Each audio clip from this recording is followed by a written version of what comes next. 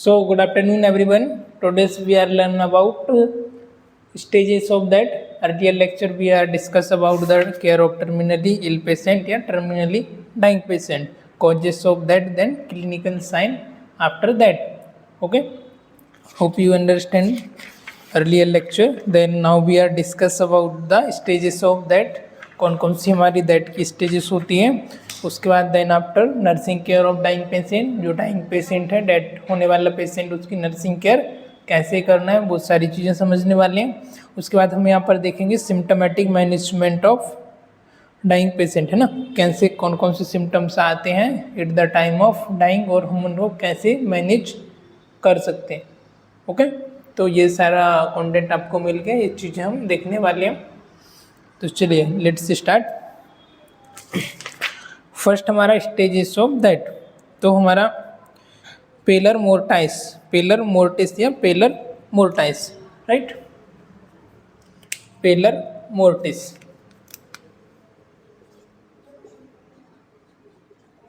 पेलर mortis. तो what do you mean by pallor mortis? Postmortem paleness that occur 15 से 20 minute after that.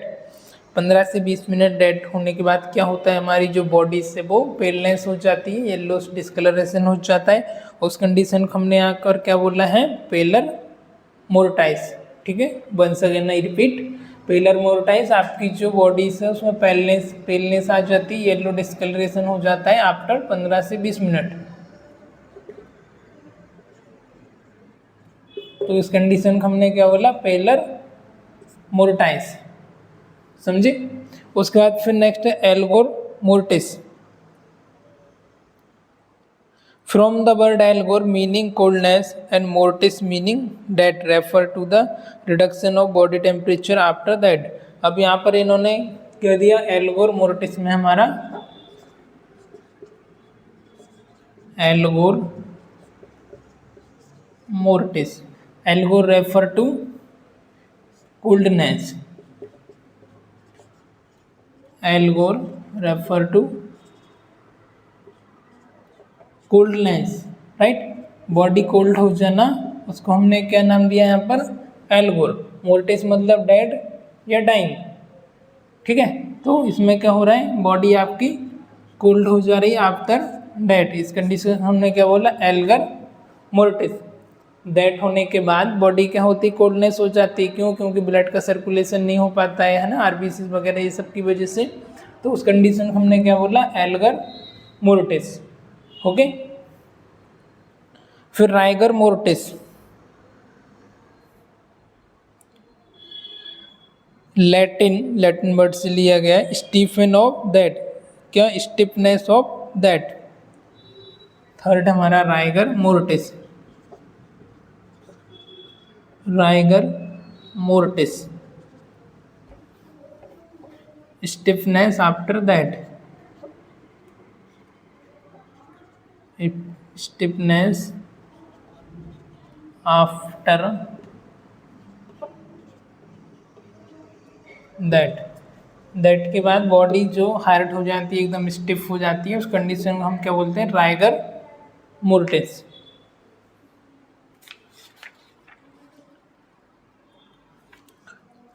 ये कब होती है, that commences 3 to 4 hours after that. Maximum stiffness is reaches after 12 our.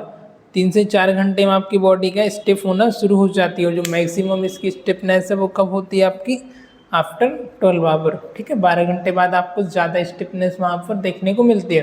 पर यदि यहाँ पर बात की जाए 3 से 4 घंटे में, तो आपको थोड़ी बहुत स्टिफनेस वहाँ पर बॉडीज में आपकी देखने को मिल जाएगी, है ना. Hope you understand.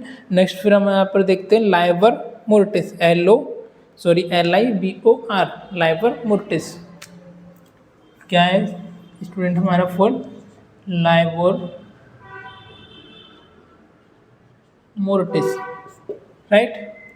Liver mortis क्या होता है, यहाँ पे ये लैटिन वर्ड से लिया गया है, bluish colour. It refer to postmortem lividity wherein blood settle in the lower portion of body resulting to the formation of bruises। आपकी स्किन ब्रूसेस हो जाती है और जो कलर डिस्कलरेशन हो जाता है इसका कैसा ब्लूइश कलर है ना। ज़्यादातर कहाँ पर होता है आपकी where in the body lower portion of the body. आपके लोअर लेग है, lower portion of the body है, उसमें क्या हो जाना कलर डिस्कलरेशन हो जाना ब्लूइश डिस्कलरेशन। तो उस कंडीशन को हमने क्या बोला Liber mortis.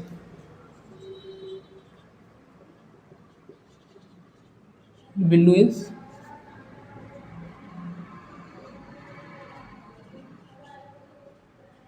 discoloration, this is known as the livor mortis। hope you understand। फिर नेक्स्ट हमारा टर्म है यहाँ पर प्यूट्रिफैक्शन, पीयू पुट्रिफैक्शन, पुट्रिफैक्शन, ठीक है, इसको हम रफ कर लेते हैं।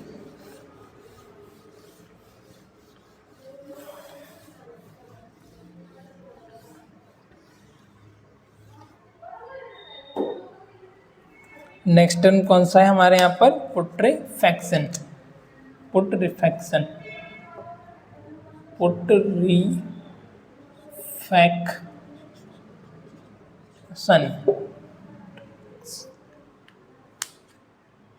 पुट्रिफैक्शन refer to decomposition of protein, it is the breakdown of tissue and liquefaction of organ। इसमें क्या हो रहा है स्टूडेंट, जो आपका प्रोटीन उसका डिकम्पोजिशन हो रहा है, प्रोटीन आपका ब्रेकडाउन हो रहा है और it is the breakdown of tissue. इसकी वजह से क्या हो रहा है आपके टिश्यू में ब्रेकडाउन हो रहा है और लिक्विफिकेशन हो रहा है ऑर्गन में। जो आपके इंटरनल ऑर्गन है वो लिक्विडिफाई होने लगे धीरे धीरे करके, वाटर की वजह से वहाँ पर लिक्विड की मेल्ट होने लगे और ब्रेकडाउन होने लगा आपका टिश्यू का और डिकम्पोजिशन होने लगा, डिस्ट्रॉय किसका प्रोटीन का डिस्ट्रॉय हुआ है ना। इसमें आपको पुट्रिफिकेशन में याद रखने की बात है डिकम्पोजिशन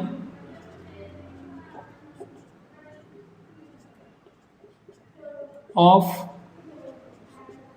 प्रोटीन, किसका डिकम्पोजिशन हो रहा है प्रोटीन का। उसके बाद फिर इसकी वजह से क्या हो रहा है आपके breakdown of the tissue and liquefaction of organ.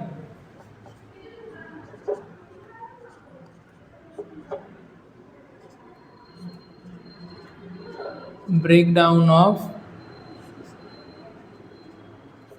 tissue and liquefaction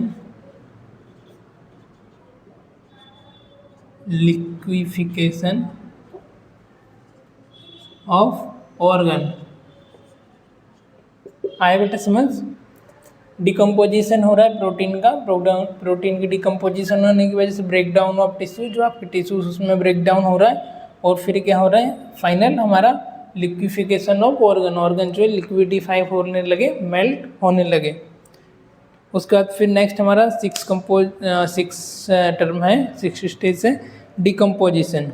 ये उससे भी और थोड़ा सा एक्स्ट्रा आगे का लेवल है। इसके बाद एक और देखेंगे हम। तो ऐसे करके हमारी बॉडी का धीरे धीरे करके डिस्ट्रॉय होने लगता है।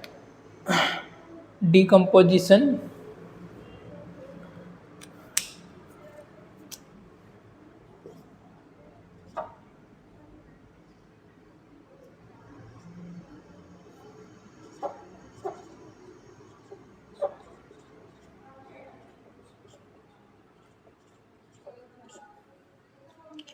decomposition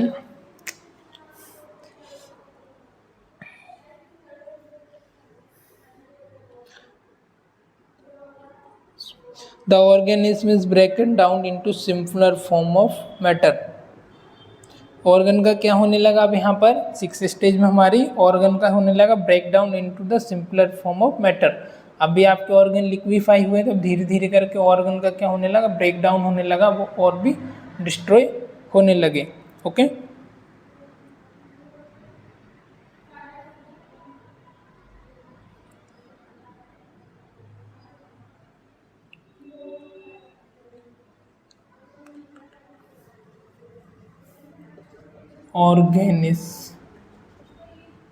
organism is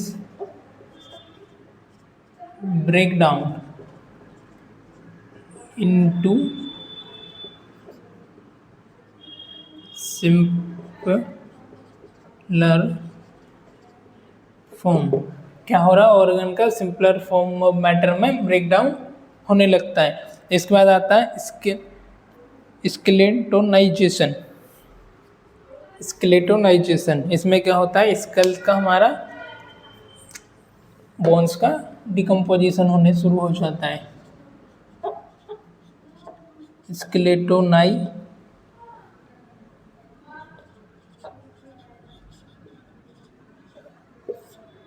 स्केलेटोनाइजेशन।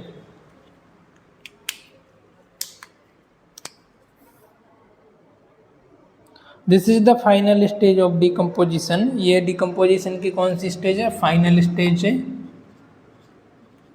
Final stage of decomposition. Okay,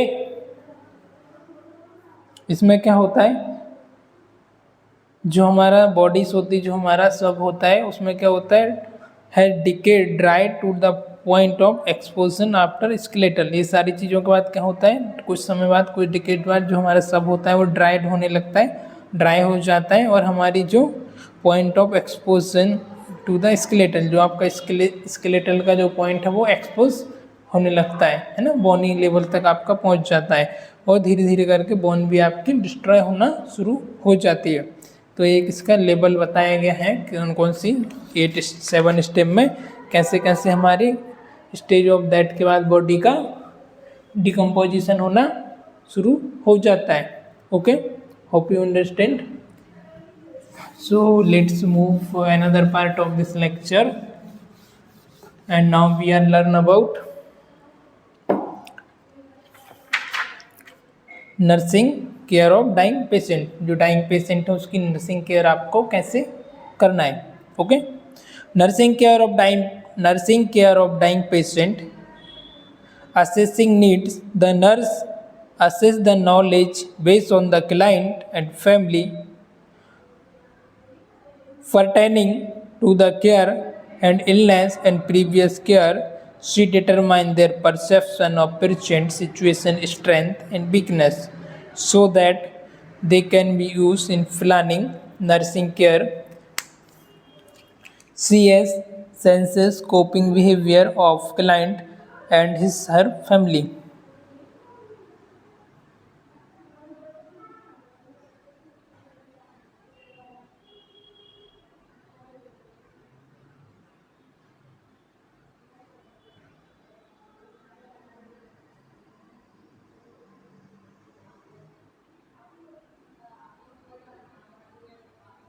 इसमें क्या हो रहा है, आपको क्लाइंट जो आपका पेशेंट है उसकी नीड को आपको असेस करना है ना, उसकी फैमिली का परटेनिंग क्लाइंट्स का इलनेस, प्रीवियस इलनेस क्या था, है ना, डिटरमाइन करना है उसका परसेप्शन, प्रेजेंट सिचुएशन क्या है, उसकी वीकनेस क्या है, उसकी स्ट्रेंथ क्या है ना, उसके पहले से कोई कुछ डिसीज़ तो नहीं थी, क्या फैमिली का सिचुएशन है, क्या उसकी स्ट्रेंथ है, क्या क्या वीकनेस है, वो सारी चीज़ें को आपको असेस करना है।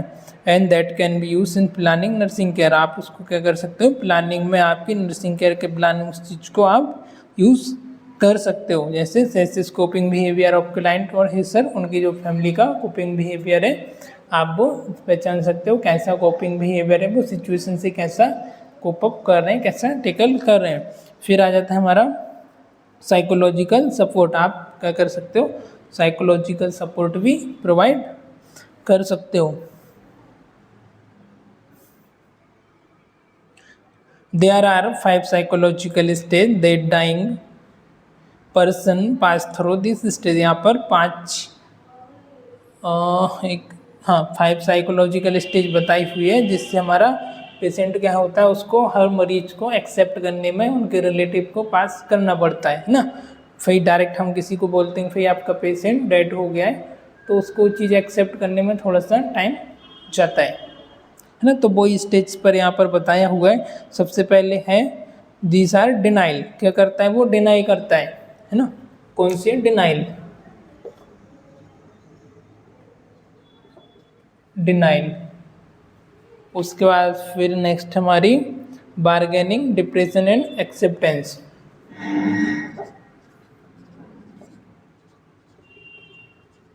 bargaining, depression and acceptance, right?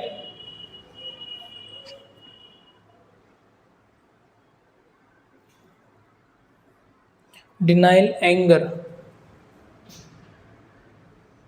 Denial कहा जाती है एंगर। ओके, तो सबसे पहले हमने किसी पेशेंट को या उनके रिलेटिव को बोला कि भाई हम आपके मरीज को नहीं बचा पाए हैं, आपका जो पेशेंट है, आपका जो मरीज है, व्हाटएवर जो भी हो उनके रिलेटिव में, उनकी डेथ हो चुकी है ना। तो आप इस तरीके से एक्सप्लेन करते हो। सबसे पहले जो पर्सन होता है उस चीज़ को एक्सेप्ट नहीं करता, उसको एक्सेप्ट करने से इनकार कर देता है, मना कर देता है, डिनाइल कर देता है ना। तो इस चीज़ को हमने क्या नाम दिया है यहाँ पर, डिनाइल। उसके बाद आता है एंगर। वो थोड़ा सा मतलब एक अचंभ होता है, उसको थोड़ा सा गुस्सा आता है कि यार मैं ऐसा कर लेता तो ये चीज़ नहीं होती, आज ये हो गया वो हो गया, ऐसा करके थोड़ा सा उसके मन में विचार आता है और वो एंग्री हो जाता है, गुस्सा हो जाता है ना। फिर उसके बाद क्या करता है, वो बार्गेनिंग करता है कि नहीं यार ऐसा नहीं हो सकता, ये कैसे हो गया, अभी तक तो वो ठीक थे, है ना। ऐसी ऐसी वो बातें करता है, ऐसा नहीं हो पाया, होना चाहिए था, कैसे हुआ, क्या हुआ, थोड़ा सा बार्गेनिंग करता है ना, क्वेश्चनिंग करता है। उसके बाद फिर थोड़ा सा वो डिप्रेशन में जाता है, तब वो बेकअप द रियलिटी में आ जाता है, तो थोड़ा सा वो डिप्रेशन में जाता है। और डिप्रेशन में जाने के बाद फिर उस चीज़ को एक्सेप्ट करता है कि भाई एक्चुअल में ये चीज़ हो चुकी है, अब हमको इसको एक्सेप्ट करना पड़ेगा, है ना। तो ये उसकी एक स्टेजेस होती है मैनेज करने की। अब नर्स का यहाँ पर क्या रोल होता है कि वो इस चीज़ को ईजिली और अच्छे तरीके से सावधानीपूर्वक उनको और ट्रूथफुल ईमानदारी से उनको समझाएं, है ना। कई बार क्या होता है वो बताने में यदि हमारा अच्छे से नहीं समझा पा रहे हैं, ठीक से मिसकम्युनिकेट कर रहे हैं, तो हमारी दिक्कत हो जाती है। तो आपको इमोशनली भी वो चीज़ों को टैकल करना होता है, ठीक है। All this stage nurse need to truthful and prudent in all their dealing with the patient, warm support his condition, try to use his own word when talking to him. No one really know that the future hold and miraculous recoveries में occur, ठीक है। उनको आपको अच्छे तरीके से समझाना है, नॉर्मल लैंग्वेज में पोलाइटली उनको समझाना है और उनको अंडरस्टैंडिंग और सपोर्ट देना है, साइकोलॉजिकल सपोर्ट देना है विथ बॉर्न, राइट, आए समझ। तो उसके बाद फिर हम देखेंगे the psychological need of dying person can be summarise as follow. नीचे दी हुई है कौन कौन सी साइकोलॉजिकल नीड है ऑफ डाइंग पेशेंट की।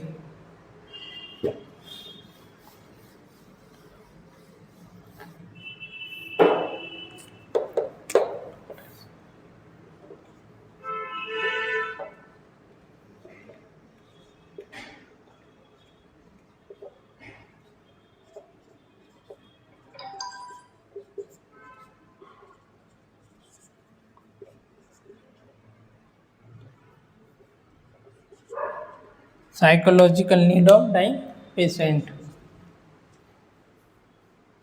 Relief from loneliness and depression, है ना, उसको रिलीफ करना है फ्रॉम लोनलीनेस एंड डिप्रेशन से रिलीफ। उसके बाद maintenance of security, self confidence and dignity, क्या करना है उसको, मेंटेनेंस करना है उसकी सिक्योरिटी को, सेल्फ कॉन्फिडेंस को और डिग्निटी को। मेंटेनेंस ऑफ होप, होप भी बनाए रखना है उसको, साइकोलॉजिकल सपोर्ट देना है। Meeting his spiritual need according to his religion, उसके रिलीजन के हिसाब से उसको स्पिरिचुअल नीड भी प्रोवाइड करना है ना।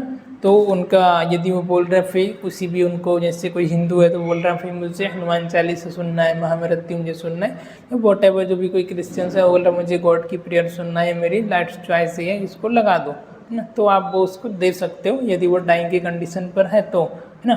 तो यदि कॉजेशन दैट है तो वो आपको पता चल जाएगा, और को एग्जिस्टेंस है तो वो इमीडिएटली इमरजेंसी कंडीशन में हो जाएगी, वहाँ पर आपको नहीं पता चलेगा। तो जो भी आपको कंडीशन रहेगी उसके हिसाब से वहाँ पर आपको चीज़ें फॉलो करनी है ना। The nurse attitude toward the relative should be sympathetic, considerate and meaningful. They should given enough time to be with dying person, जो भी उनके रिलेटिव है उनको सिंपैथेटिक, कंसिडरेशन एंड मीनिंगफुल होना चाहिए, and this should given enough time to with dying patient. जो dying patient है उनके साथ उनको इनफ टाइम देना होगा, उनको इनफ टाइम हमको देने के लिए अलाउड करना है। समझ आया? The dying person may be shifted to a private room so that other patient may not be disturbed by the unpleasant sight and try to other disturbance. Otherwise, the privacy can be maintained by using screen. हाँ, यहाँ पर भी अच्छी बात बताइए। आपका जो patient dead हो गया है, डाइंग पेशेंट जो बॉडी है, आपको क्या करना है, एक टेम्परेरी मॉर्चुरी रूम है या आपका सेपरेट रूम है, वहाँ पर आपको शिफ्ट कर देना है ताकि जो अदर पेशेंट हैं उनको भी उससे डिस्टर्बेंस ना हो और वो पेशेंट उनको बार बार ना दिखे। या तो फिर आप क्या कर सकते हो, अनदर ऑप्शन आपके पास रूम नहीं है तो आप कर्टन का भी यूज़ कर सकते हो। प्राइवेसी के लिए आप कर्टन लगा दो, ओके, ताकि अदर पेशेंट भी डिस्टर्ब ना हो, है ना। क्योंकि हम मेडिकल स्टाफ को इतना फ़र्क नहीं पड़ता है, पर पेशेंट को उस चीज़ से प्रॉब्लम हो सकती है, तो आपको वो चीज़ें भी हमेशा ध्यान में रखनी है ना। फिर आता है सिम्टोमेटिक मैनेजमेंट। अभी सिम्टोमेटिक मैनेजमेंट हमको किस तरीके से करना है, कैसे हम देखेंगे। तो सबसे पहला हमारा फर्स्ट वन है problem associated with the breathing, okay.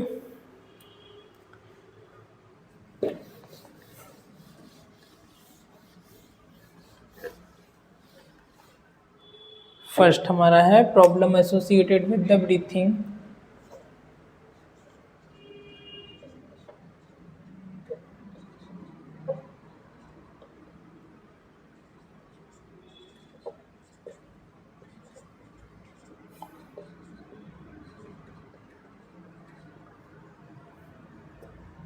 Problem associated with breathing.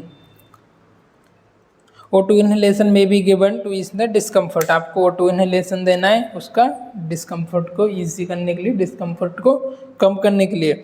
Elevation of patient bed and shoulder में मेक ब्रीथिंग ईजियर। पेशेंट का जो बेड है वो आपको एलिवेट करना है, ऊपर करना है, सेमीफॉलर पोजीशन रखना है, जो बेड है उसको भी आपको ऊपर करना है।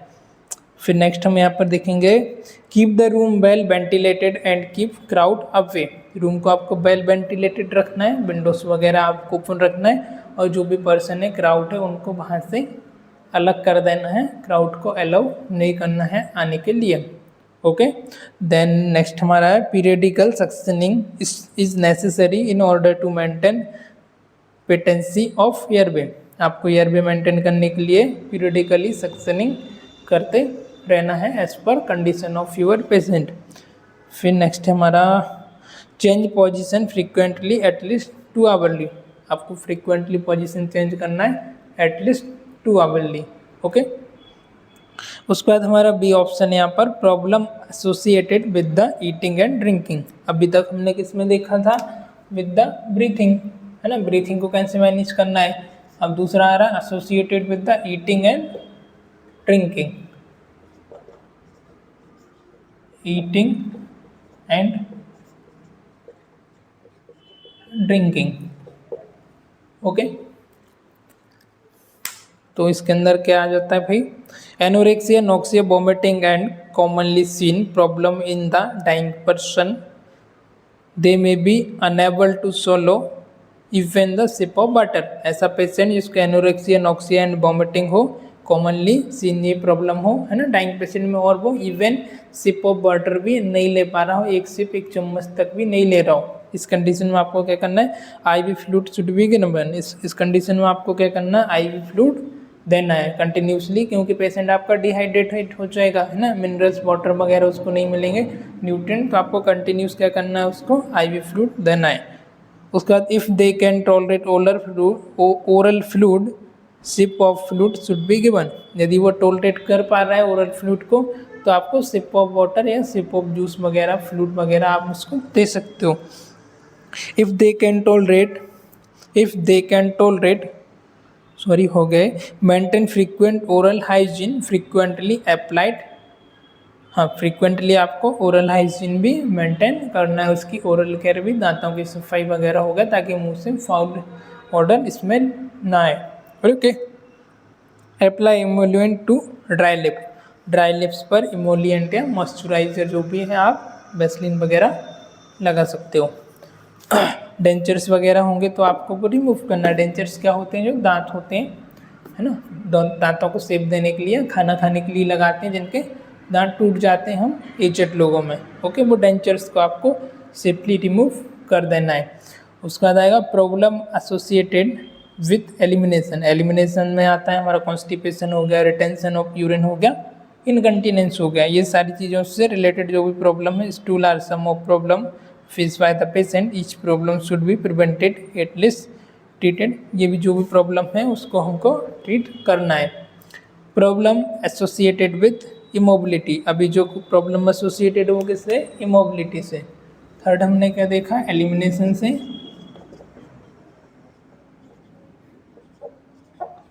एलिमिनेशन। फोर्थ क्या, इमोबिलिटी।